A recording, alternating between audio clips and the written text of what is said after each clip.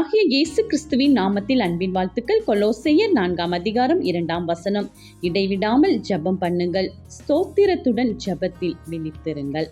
பிரியமானவர்களே, இந்த புதிய ஓய்வு நாளிலும் தேவன் நமக்கு கொடுத்த நாள் அது.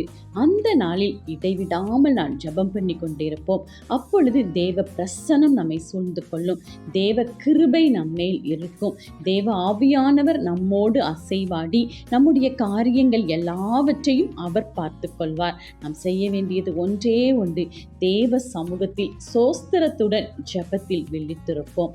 அவ்வாறு இருக்கும் பொழுது தேவ ஆவியானவருடைய அனுக்கிரகம் நம்மேல் இறங்கும்.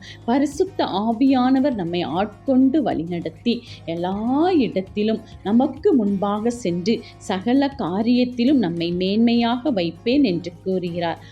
நம்மிடம் ஜெபம் வேண்டும், ஸ்தோத்திரம் வேண்டும். விழிப்போடு தேவனுக்காக காத்திருப்போம். நன்மையை சுதந்திரித்துக் கொள்வோம். ஆமென்.